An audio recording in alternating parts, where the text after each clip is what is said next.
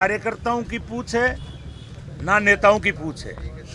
ये अर्जुन राम जी गैर राजनीतिक व्यक्ति रिटायर होने के बाद भारतीय जनता पार्टी ज्वाइन की। इनका कोई राजनीति से लेना देना नहीं है। इनका इतिहास मैं जानता हूँ। ये बीकानेर से आते हैं, किस्मतेसर गांव के हैं। जब हम लोग आंदोलन करते थे ये उस वक्त नौकरी में थे। जब तक रिटायरमेंट नहीं हुए 60 साल से पहले आप एक भी स्टेटमेंट नहीं बता सकते। दुर्भाग्य यह है कि भारतीय जनता पार्टी में लेडर चाहिए, सीडी, ताकि वो सीडी के माध्यम से लोग जो है दिल्ली तक पहुंच जाए। अर्जुन राम जी गैर राजनीतिक व्यक्ति हैं और बहुत दुख के साथ कहना पड़ता है कि आज नेता और कार्यकर्ताओं की तो वहां हत्या होगी राजनीतिक रूप से, और ये नेता बन करके बैठ गए। इसलिए मैं बिल्कुल कैलाश मेघवाल जी के बयान का समर्थन करता हूं कि उन्होंने ठीक बयान दिया है। जो चूरू में रहते हुए ये कलेक्टर थे, वहाँ इनके ऊपर आरोप लगे हुए हैं। कैलाश मेघवाल जी एक सीनियर वकील भी हैं, भाजपा के वरिष्ठ नेता हैं। उन्होंने बिल्कुल तायद किया है कि अशोक गहलोत जी के राज में हमें जिला मिला है, क्योंकि गहलोत साहब ने विकास के अंदर कोई राजनीतिक पार्टी को नहीं देखा। जहां भारतीय जनता पार्टी थी वहां भी विकास हुआ है, जहां कांग्रेस के लोग थे वहां भी विकास हुआ है, जहां निर्दलीय विधायक थे वहां भी विकास हुआ है। इसलिए मैं बिल्कुल समर्थन करता हूं। और अर्जुन राम जी तो जब कोरोना आए थे तो उस टाइम भाभी जी के पापड़ लेके खड़े हो गए थे कि भाभी जी के पापड़ खाओ और कोरोना भगाओ। उससे ही जाहिर होता है कि वो व्यापारी था, इसको चंदा देने वाला था, उसके पापड़ नहीं बिक रहे थे। अन्यथा एक कलेक्टर रहा हुआ आदमी और पापड़ से कोरोना भगा रहा है, और शाम को अपनी मिसेज को लेके कहता है को अपने दीप तो जलाना है, मोदी जी का कहना है कोरोना भगाना है। कहने का मतलब है बिल्कुल अंधविश्वासी है, पुराने जमाने के आदमी है, खाली तंदूरे ढोलकी बजा के अपना टाइम पास करते हैं, लोगों को भ्रमित करते हैं। अरे अर्जुन राम जी, अगर डॉक्टर अंबेडकर भी कहीं बाहर बैठ के तंदूरा बजाता तो मुझे बताओ कि आज भारत के अंदर समानता का अधिकार कहाँ से मिलता।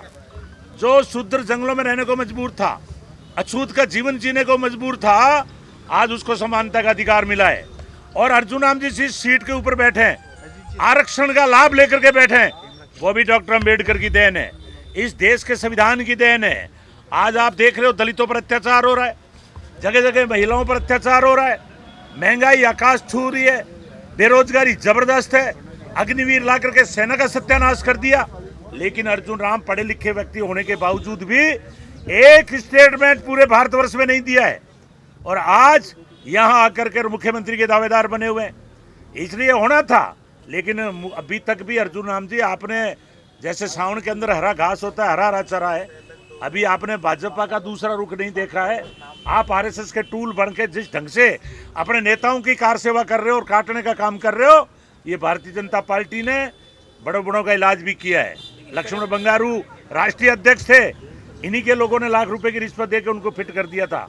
इसलिए अर्जुन राम जी के खिलाफ जो कैलाश मेघवाल जी ने बयान दिया है, बिल्कुल सही दिया है कि अशोक गहलोत जी का मुकाबला पूरे भारत में कोई सीएम नहीं कर सकता।